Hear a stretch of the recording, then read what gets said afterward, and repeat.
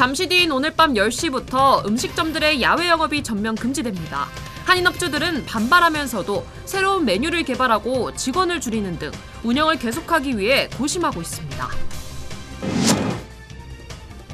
코로나 사망자가 급증하면서 의료 시스템까지 위협받고 있는 상황입니다. LA 카운티 정부는 야외 병원을 설치하는 방안을 검토하기로 했습니다. 주간 실업수당 청구 건수가 예상 밖으로 2주 연속 상승했습니다. 코로나 재확산에 따른 영업 제한 조치가 실업자 증가로 이어지고 있습니다. 코로나 사태 속에서도 LA 한인 사회에는 기부 문화가 계속 확산되고 있습니다.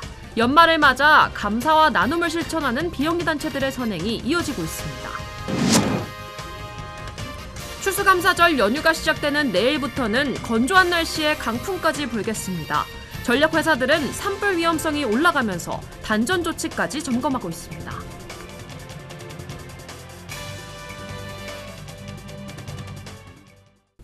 네, 내일부터는 건조한 날씨에 강풍까지 불 것이라는 예보입니다. 전력회사들은 강제 단전 조치까지 검토하고 있습니다. 관련 소식은 잠시 뒤에 전해드리겠습니다. 네, 잠시 뒤인 밤 10시부터는 야외 영업이 전면 금지됩니다. 한인업주들은 정부 조치에 강력한 비판의 목소리를 높이고 있습니다. 그러면서 한편으로는 살아남기 위한 메뉴 개발을 서두르고 있습니다. 먼저 이삼인 기자가 취재했습니다. LA시와 카운티 정부는 오늘 밤 10시부터 식당 야외 영업을 금지한다. 하지만 업주들은 야외 영업 금지 악몽을 극복하기 위해 투고와 메뉴 개발로 돌파구를 찾고 있습니다. 한 주점의 경우 손님이 보는 현장에서 요리에 투고 용기에 담아주는 컨셉트로 영업에 박차를 가할 예정입니다. 손님들의 호기심을 발생시켜 배달 매출을 올리겠다는 겁니다. 투고밖에 안 되니까 바깥에서 새로운 메뉴로 오뎅, 떡볶이 아니면 이런 타코 종류들을 한번 시도해 보려고 해요. 시도는 해보려고 해요. 가만히 있기에는 너무 많은 사람들이 너무 힘들 것 같아서요. 식당과 주점 업주들은 투고로 돌파구를 찾기 위해 신메뉴를 개발하고 있습니다. 업주들은 추운 날씨에 많이 찾는 음식으로 다양한 투고 메뉴 개발에 들어갔습니다. 음식의 상품 가치를 높이기 위해 고급스럽고 세련된 배달 용기로 교체하고 있습니다. 그동안 우리들이 하도 많이 맞아가지고 맷집이 생겼어. 투고에 열심히 하고 집집마다 메뉴 개발하느라고 지금 또 투고 메뉴 개발하느라고 신경을 쓰고 있습니다. LA 지역의 영업 제한 조치 속에 업주들은 투고 메뉴 개발에 주력하며 코로나19 사태를 극복해 나가고 있습니다. LA에서 SBS 이삼현입니다. 네, 코로나 사태로 인한 하루 사망자 수가 2,100여 명까지 치솟았습니다. 추수감사절 연휴가 시작되면서 코로나 확산 우려는 더욱 심각해졌습니다. 계속해서 김종원 특파원이 전하겠습니다. 뉴욕입니다. 11월 마지막 주 미국의 추수감사절 연휴가 시작됐습니다. 미국에서도 추수감사절엔 가족과 친지들이 모임을 갖는 게 전통이다 보니 이맘때면 미 전역에서 대규모 인구 이동이 일어납니다. 하지만 최근 미국의 코로나 확산세가 심각한 수준이어서 방역 당국이 긴장하고 있습니다. 벌써 22일 연속 하루 10만 명 넘는 확진자가 나오고 있고 어제는 코로나 사태가 심각했던 지난 5월 이후 6개월 만에 처음으로 하루 코로나 사망자가 2,100명을 넘어섰습니다. 코로나로 입원하는 환자도 하루 8만 8천 명에 달하는 등 15일 연속 최고치를 경신하고 있어서 병실이 모자랄 정도입니다. 미 방역 당국은 연일 여행 자제 권고를 내놓고 있습니다. Try to stay home and sacrifice this holiday for everybody else. The right number of people to have together is as few as possible. And the people that shouldn't be gathering with you are the people that are most vulnerable due to pre-existing medical conditions. 올해는 추수감사절 여행에 나서는 사람이 전년 대비 500만 명 정도 줄어들 것으로 보이지만 여전히 5천만 명에 달하는 인구가 여행길에 나설 것으로 보여 추수감사절이 끝난 뒤 본격적인 겨울이 시작되면 코로나가 걷잡을 수 없이 퍼지는 게 아니냐는 우려가 나오고 있습니다. 뉴욕에서 SBS 김종원입니다. 네, 코로나 확진자가 연일 급증하면서 의료 시스템까지 위협받는 상황이 됐습니다. LA 카운티 정부는 야전 병원을 설치하는 방안까지 검토하기로 했습니다. 김민우 기자가 보도하겠습니다. LA 카운티 지역 내 신규 코로나 확진자 수가 또다시 4,000명을 넘어섰습니다. 오늘 하루 카운티 내 추가 확진자 수는 모두 4,311명. 사망자까지 평소보다 2배가 넘는 49명으로 집계됐습니다. LA 카운티 보건국은 의료 시스템 붕괴까지 우려하고 있습니다. 크리스티나 갤리 LA 카운티 보건 서비스 국장은 현재 수용 병상 중 절반 이상이 찼다며 추세로 봤을 때 빠르면 2주 후 병상이 부족할 수도 있다고 경고했습니다. Is that about one in every 145 people in Los Angeles County are currently infectious to others. So any gathering with any sizable number of people presents a very real possibility of spread. 현재 카운티 내 입원 환자 수는 1,682명으로 2주 만에 70%나 증가했기 때문입니다. LA 카운티 정부는 의료 시스템 붕괴를 막기 위해 야전병원 설치도 검토하고 있습니다. 하지만 갤리 국장은 야전병원을 운영해도 환자를 관리할 의료진이 제한적이라고 지적했습니다. 일부 방역 전문가들은 지금의 급증 추세가 지속될 경우 확진자 수가 2주 후에는 2배, 한 달 후에는 4배까지 치솟을 수 있다고 경고했습니다. 캘리포니아주 전체 확진자 수는 18,000명이 넘으며 코로나 팬데믹 이후 가장 높은 수치를 기록했습니다. 특히 하루 전 확진자 수에 비해 3,000명 이상이 더 추가된 것으로 조사됐습니다. 더구나 내일부터 추수감사절 연휴가 시작되면서 주정부와 카운티 정부는 혹시 모를 폭증 사태에 대비해 긴장을 끈을 놓지 않고 있습니다. LA에서 SBS 김민우입니다. 네, 조 바이든 대통령 당선인까지 코로나 극복을 위한 국민들의 단합을 호소했습니다. 모든 국민들이 힘을 모아 바이러스 확산을 막아내자고 촉구했습니다. 보도에 전용훈 기자입니다. 조 바이든 대통령 당선인이 추수감사절 연설에서 전국민 단합을 촉구했습니다. 특히 이번 추수감사절을 계기로 코로나19 확산 우려가 높아진 가운데 국민 모두가 노력해달라고 간곡히 당부했습니다. 바이든 당선인은 연설에서 우리는 바이러스와 전쟁 중이라는 것을 거듭 강조했습니다. 우리 서로와 전쟁하는 게 아니라는 것을 기억해야 한다며 서로를 위해 노력하고 헌신해야 한다는 겁니다. 바이든 당선인은 코로나19 확산 저지를 위해 추수감사절 가족 모임을 소규모로 할 것과 마스크 착용, 그리고 사회적 거리 두기의 중요성도 지적했습니다. 바이든 당선인은 코로나19로 가족을 잃고 추수감사절을 맞는 국민들에게 개인의 경험을 들며 직접 위로를 전하기도 했습니다. 바이든 당선인은 지난 1972년 교통사고로 아내와 1살 배기 딸을 잃었고 지난 2015년에는 장남 보를 떠나보내기도 했습니다. 바이든 당선인은 미국은 자유롭고 공정한 선거가 이루어지고 있고 우리는 결과를 존중해야 한다며 트럼프 대통령의 대선 불복을 꼬집는 발언도 내놨습니다. LA에서 SBS 전영웅입니다. 네, 지난주 주간 신규 실업수당 신청 건수가 예상 밖으로 2주 연속 증가했습니다. 연방노동부는 실업수당 신청 건수가 77만 8천 건으로 집계됐다고 밝혔습니다. 전주보다 3만 건 이상 늘어난 수준입니다. 전문가들의 예상치는 73만 건이었습니다. 코로나 확산에 따른 경제 제한 조치들이 실업자 수를 증가시킨 것으로 분석됐습니다. 네, 이번 주 금요일 많이 기다려 주십니까? 올해 블랙 프라이데이에 쇼핑 열기는 예년 같지 않다고 합니다. 일자리가 줄어들고 수입이 감소하면서 일반 서민들은 쇼핑을 자제해야 하는 분위기라고 합니다. 이재린 기자가 전하겠습니다. 올해 블랙 프라이데이에는 이런 장면을 보기 힘들게 됐습니다. 최악의 코로나 사태에 어느 때보다 오프라인 쇼핑에 대해 부정적인 반응을 보이는 사람이 많기 때문입니다. 대형 회계법인 회사인 딜로이트가 최근 실시한 설문조사 결과 10명 중 6명은 실내 쇼핑에 불안감을 느낀다고 답한 것으로 나타났습니다. 석 달 전까지만 해도 51%에 불과했습니다. 올해는 쇼핑 계획이 아예 없다고 답한 사람도 많았습니다. 응답자 중 61%는 쇼핑할 계획이 없다고 답해 지난해 48%보다도 13%나 급증했습니다. 왜 쇼핑을 하지 않을 거냐고 묻는 질문에는 금전적인 어려움 때문이라고 답한 사람이 가장 많았습니다. 코로나 여파로 실업률까지 늘어나면서 사람들이 소비 줄이기에 나선 겁니다. 딜로이트와 미국 소매업 협회 측은 올해 블랙 프라이데이 매출은 어느 해보다 저조할 것으로 전망하기도 했습니다. 가족 간 모임도 금지되면서 할리데이 분위기가 사라져 선물을 주고받는 일이 줄어든 것도 원인 중 하나로 꼽기도 했습니다. 사라진 쇼핑 열기 속에 메이시스와 타겟, 월마트 등은 예년보다 일찍 블랙 프라이데이 딜을 공개하며 온라인 매출 올리기에 총력을 다하고 있습니다. SBS 이재린입니다. 네, 이런 가운데 LA 한인 사회 내의 기부 문화는 점차 확산되고 있습니다.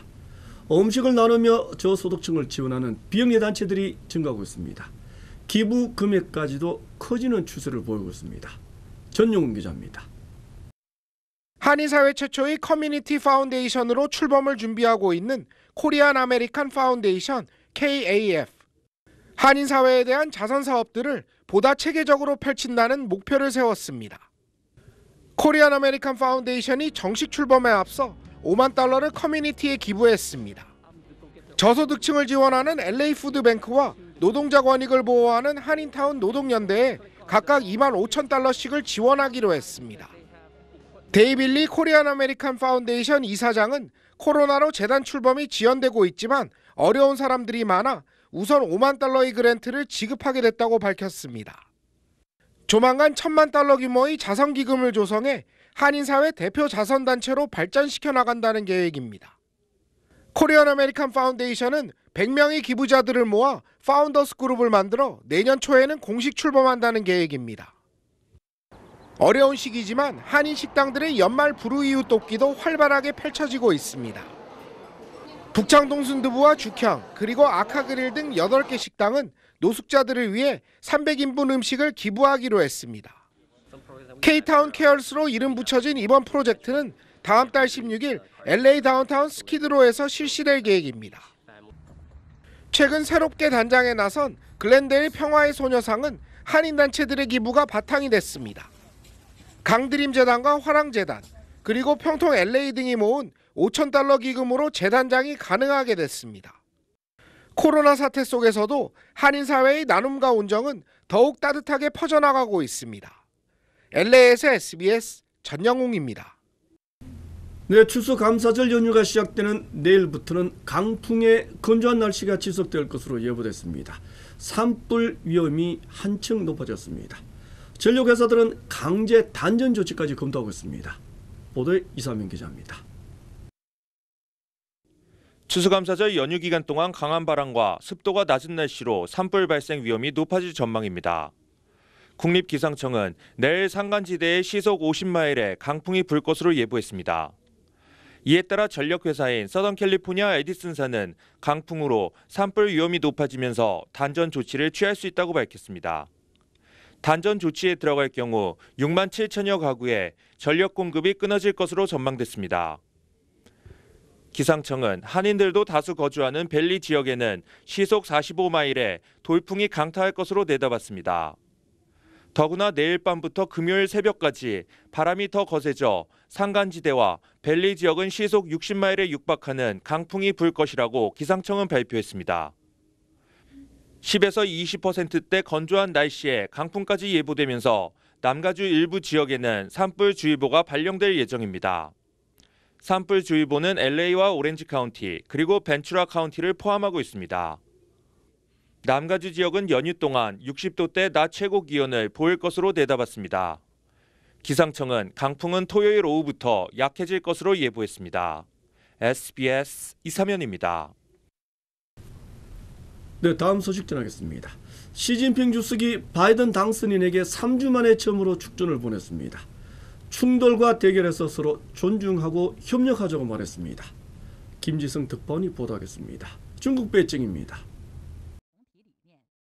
시진핑 중국 국가주석이 바이든 미국 대통령 당선인에게 축전을 보냈다고 어젯밤 중국 관영 매체들이 일제히 보도했습니다. 11月25号，国家主席习近平致电约瑟夫·拜登，祝贺他当选美国总统。 시 주석은 축전에서 미중 관계의 안정적인 발전이 두 나라 국민의 이익뿐 아니라 국제사회의 기대에 부합한다고 밝혔습니다. 그러면서 두 나라가 충돌과 대항을 피하고 상호 존중과 협력하기를 바란다고 강조했습니다. 시 주석이 축전을 보낸 것은 미국 대선이 치러진 지 3주 만인데 중국은 그동안 미국 선거 결과의 불확실성 등을 감안해 입장 표명을 미뤄왔습니다. 지난 13일 중국 외교부가 바이든 당선인에게 축하한다는 뜻을 밝혔지만 이때도 당선인이란 표현은 사용하지 않았습니다. 我们尊重美国人民的选择，我们向拜登先生和哈里斯女士表示祝贺。 바이든 당선인이 외교 안보 내각을 공식 발표하는 등 본격적인 정권 인수 활동에 들어가자 뒤늦게 축하에 나선 것으로 풀이됩니다. 중국 관영 매체들은 바이든 체제에서 미중 관계는 크게 바뀌지 않을 것이라면서도 바이든 측과 소통에 나서야 한다며 내심 관계 회복에 대한 기대감을 내비치고 있습니다. 베이징에서 SBS 김치덕입니다. 네, BTS 방탄소년단이 아주 보수적인 그래미상 후보에 선정됐다는 소식 어제 전해드렸습니다. 그런데 일부 언론들은 올해의 노래 혹은 올해의 레코드 부분이 아닌 듀오 혹은 그룹 부분 단 한 부분의 후보가 된 것은 이상하다고 비꼬았습니다. K-팝의 엄청난 존재감을 이제는 인정해야 한다고 주장했습니다. 김소영 기자 보도입니다. 방탄소년단이 빌보드 싱글 차트 2위를 기록한 다이너마이트로 그래미 베스트 팝 듀오 그룹 퍼포먼스 부문 후보에 올랐습니다. 방탄소년단은 기적을 만들어준 건 팬 아미 덕분이라며 감사 인사를 전했습니다. 방탄소년단은 미국 3대 음악상 중 아메리칸 뮤직 어워즈와 빌보드 뮤직 어워즈의 단골 수상자지만 가장 권위 있고 보수적인 그래미에서는 이번에 처음 후보에 올랐습니다. Next step for BTS. Next step. Yeah, the next step. Next step. Yeah, exactly. Maybe Grammy. Grammy. There you go. There you go. 멤버 중 한 명인 슈가가 처음 밝혔던 그래미의 꿈은 지난해 시상자로 그래미 무대에 올랐고 올해 그래미 축하 공연에 참여했고 내년 시상식에 드디어 후보에 오르면서 차근차근 현실이 되고 있습니다. 저희가 연습생 때 무엇들을 준비하고 꿈꾸는 그 어떤 성장기에 저희한테 가장 큰 발자국을 남긴 무대였고 이제 그래미 때마다 그 영상들을 찾아보면서 베스트 팝 듀오 그룹 퍼포먼스는 그래미의 4대 본상은 아니지만 중요한 부문으로 꼽힙니다. 레이디 가가와 아리아나 그란데, 저스틴 비버 같은 쟁쟁한 가수들이 함께 후보에 올랐습니다. 해외 언론들은 방탄소년단 후보 지명 소식을 비중 있게 전하며 한 개 부문만 후보에 오른 게 의아하다고 지적하기도 했습니다. 방탄소년단의 꿈의 무대가 될 제63회 그래미 시상식은 내년 1월 31일에 열립니다. SBS 김수현입니다.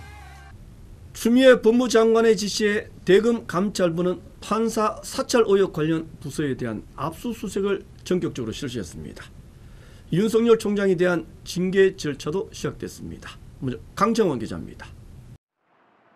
대검찰청 감찰부가 어제 대검 수사정보 담당관실을 압수수색했습니다.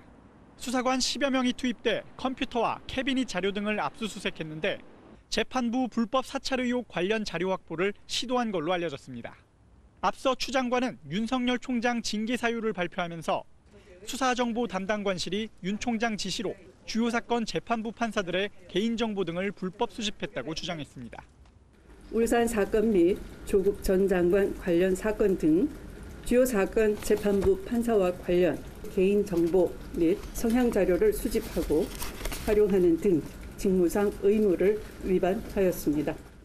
추 장관은 또 현재 수사 중인 혐의 외에도 추가적인 판사 불법 사찰 여부와 함께 총장이 사적 목적으로 위법 부당한 업무 수행을 한 게 있는지도 감찰하라고 지시했습니다. 다만 압수수색 영장엔 판사 사찰 관련 문건만 한정해서 확보하라는 내용이 적힌 걸로 알려졌습니다. 윤 총장 징계 여부와 수위를 결정할 법무부 검사징계위원회는 이르면 다음 주 소집될 걸로 보입니다. 징계위는 위원장인 법무장관을 포함해 모두 7명으로 구성되는데 차관을 제외한 나머지 위원들을 장관이 정하도록 돼 있어 추 장관 의사가 그대로 반영될 가능성이 큽니다. 징계위에서 해임을 의결하고 추 장관이 문재인 대통령에게 검찰총장 해임을 제청하는 수순을 밟을 거란 관측이 우세합니다. SBS 강청원입니다. 윤석열 검찰총장은 직무 배제 하루 만에 집행을 정지해달라는 신청서를 행정법원에 제출했습니다. 추 장관 조치에 항의하는 일선 검사들의 반발은 전국적으로 확대되고 있습니다. 계속해서 전연남 기자입니다. 윤석열 검찰총장은 어젯밤 늦게 전자소송 심야 인터넷 접수를 통해 서울행정법원에 직무정지 결정에 대한 집행정지 신청을 제기했습니다. 윤 총장은 조만간 직무배제 조치를 취소해달라는 행정소송도 낼 예정인데 소송 결과가 오래 걸릴 것을 대비해 그때까지 직무집행정지의 효력을 중단해 총장직을 유지할 수 있게 해달라는 겁니다. 윤 총장은 변호인으로는 이서궁, 이완규 변호사를 선임했습니다. 전국 검찰청 곳곳에선 평검사회의 개최 움직임이 계속되면서 집단 반발로 이어질 조짐까지 보이고 있습니다. 검찰 내부망은 사상 초유의 검찰총장 직무배제 조치와 관련해 검사들의 비난글들이 쏟아졌습니다. 총장 직무배제를 하려면 그에 걸맞은 이유와 근거가 있어야 하는데 그런 문구를 발견할 수 없다. 정권에 기생하는 정치검사와 협력자들이 있기에 가능한 일이라며 상급자 지시를 하더라도 그 지시가 부당한지 깊이 고민하고 행동하자. 장관 하명 수사하면 독직 폭행으로 기소돼도 직무배제하지 않고 정권에 불리한 수사를 하면 총장도 징계한다. 평검사들의 성명서도 잇따라 나왔습니다. 대검찰청 검찰연구관들과 부산 동부지청 평검사들은 각각 회의를 열고 법무부 장관 처분은 위법 부당하다며 검찰 중립성과 독립성을 훼손하는 조치를 즉시 취소해달라고 요청했습니다. SBS 전연남입니다. 네, 중국의 위생관념은 아직도 매우 낮은 수준인 모양입니다. 고경용 수건으로 변기를 청소하는 경우가 여전히 많다고 합니다. 최고급 호텔도 마찬가지입니다. 김지성 특파원이 전하겠습니다. 중국 상하이의 지하철 안입니다. 한 미화원이 대걸레로 바닥을 닦다가 그대로 들어올려 좌석까지 닦습니다. 승객의 시선에도 아랑곳 않고 다시 내려 바닥을 청소합니다. 광둥성 선전시에선 호텔 직원이 고객용 목욕수건으로 변기를 닦는 영상이 공개됐습니다. 하룻밤 숙박비만 수십만 원씩 하는 5성급 유명 호텔에서 일어난 일입니다. 중국 SNS에는 비난 여론이 들끓었고 상하이 지하철과 호텔 측은 나란히 사과문을 올려 재발 방지를 약속했습니다. 同事的一个做法其实没有办法代表我们酒店正常的一个运营和一个服务的标准。 이런 일은 과거에도 있었습니다. 3년 전 헤이룽장성 하얼빈시의 호텔에선 변기 청소용 솔로 객실 컵을 닦다 적발됐고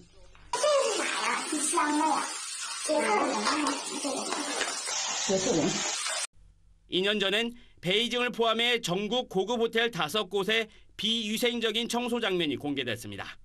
바닥에 떨어진 수건과 직원이 입고 있던 옷으로 컵과 식기를 닦는 모습 등이 담겼습니다. 비용을 아끼려고 청소 인력을 충분히 두지 않은 게 원인이었습니다.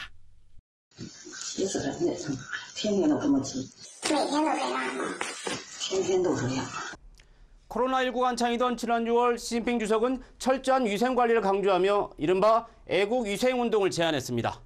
위생관념이 다시 무뎌진 것 아니냐는 지적이 나오고 있습니다. 베이징에서 SBS 김지성입니다. 네, 다음은 한국 정치 소식 전하겠습니다. 공수처장 추천을 둘러싼 여야의 충돌은 오늘도 계속됐습니다. 여당은 야당의 거부권을 삭제하는 법 개정을 추진하기로 했습니다. 박하정 기자입니다. 고위공직자 범죄수사처장 후보 추천위와 국회 법제사법위 소위원회가 오늘 오후 같은 시간에 회의를 열었습니다. 추천위는 4시간 가까이 회의를 했지만 오늘도 접점을 찾지 못했습니다. 여당 측은 검사 출신은 안 된다. 야당 측은 검사 출신이어야 한다고 맞서다 보니 지난 3차례 회의처럼 또 쳇바퀴만 돈 겁니다. 수사를 해본 경험이 없다는 이유로 무조건 공수처장 후보에서 제외하는 것은 공수처 출범 취지에도 맞지 않다고 생각합니다. 뭐 수사하는 기관에 검사 출신이 있어야지. 그런 건 너무나 당연한 거 아니겠어요? 여야목 추천위원회 추천이 아닌 나머지 심사 대상자 5명을 두고 표결했지만 전체 추천위원 7명 가운데 의결 정족수 6명의 지지를 받은 대상자는 없었습니다.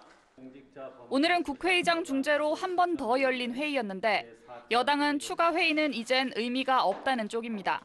야당의 거부권을 무력화하는 법 개정에 돌입할 태세입니다. 추천위 회의와 같은 시간 국회 법제사법위 소위원회에 여당 의원들끼리 따로 모여 실제로 법 개정을 논의했는데 일단 오늘은 결론이 안 났습니다. 얘기는 막판에 듣긴 들었는데 뭐 지금 당장 의결하기에는 오늘 시간도 그렇고요. 많은 쟁점을 다뤘기 때문에 좀 더 심도 깊은 논의가 필요하다고 본 겁니다. 내일도 법사위 소위가 예정된 만큼 단독 개정을 강행하려는 여당과 그에 반발하는 야당이 날선 공방을 벌일 걸로 예상됩니다. SBS 박하정입니다.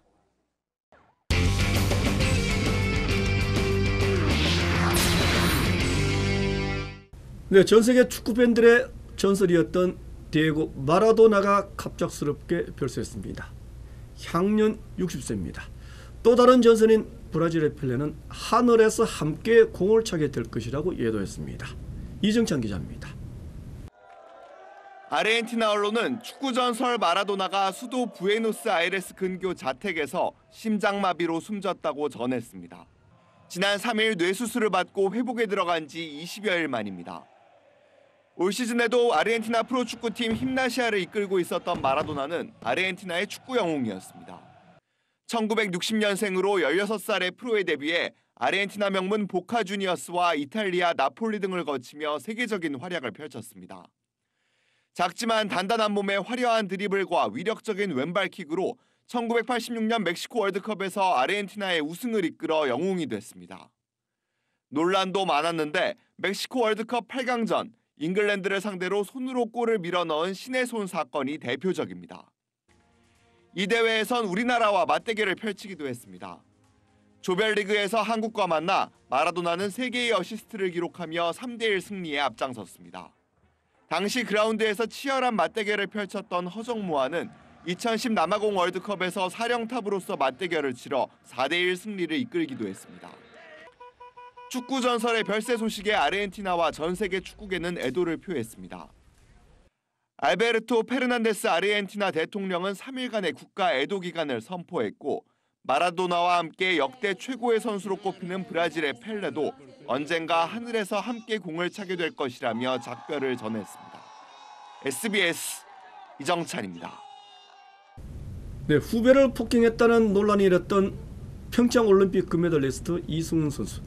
2년 9개월 만에 복귀전을 치렀습니다. 자신의 최고 기록보다 45초나 뒤졌습니다. 하지만 차근차근 올림픽을 향해 도전을 이어나가겠다고 다짐했습니다. 하성윤 기자입니다. 장거리 최강자 이승훈에게도 2년 9개월의 공백은 컸습니다. 평창올림픽 이후 처음 나선 국내 대회 5000m 경기에서 개인 최고 기록보다 45초 이상 늦은 6분 53초 28로 4위에 그쳤습니다.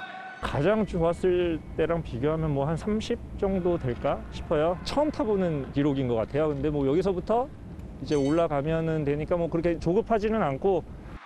아시아 선수 최초로 동계올림픽 스피드 스케이팅에서 통산 5개의 메달을 따낸 이승훈은 평창 대회 후 훈련 특혜 시비와 적폐 논란에 휘말렸고 후배 폭행 사실이 뒤늦게 드러나 출전 정지 1년 징계를 받기도 했습니다. 긴 자숙의 시간을 보내고 돌아온 이승훈은 팬들을 더 이상 실망시키지 않겠다고 다짐했습니다. 훈계하는 과정에서 잘못된 부분도 있었지만 그 후배들하고 좋은 관계 유지해 왔고 앞으로는 실망시키는 모습 보여드리지 않고 얼음 위에서 더 열심히 노력하면서. 이승훈은 이제 메달 욕심보다 스케이트를 즐기겠다며 다음 달 대표 선발전에 나서 4번째 올림픽을 향한 도전을 이어갑니다. 베이징 올림픽은 글쎄 정말 출전만 해도 이젠 좋을 것 같고 올림픽 정신대로 참가에 의미를 두지 않을까 싶습니다. SBS 하성룡입니다. 보이지도 않는 바이러스의 세상이 바뀌었습니다. 어떤 이에게는 코로나가 곧 눈물입니다. 문을 닫아야 하고 또 일자리도 잃었습니다. 생명까지 위협받고 있습니다. 이럴 때 함께 나눈다는 것 더욱 소중해졌습니다. 살아있다는 것 그 자체가 또 하나의 감사가 됐습니다. 나 자신에게, 가족에게, 그리고 모든 이웃들에게 전하는 감사하는 마음. 세상을 바꾸는 것은 코로나 바이러스 결코 아닙니다. 따뜻한 마음일 겁니다. 이것을 마치겠습니다. 고맙습니다.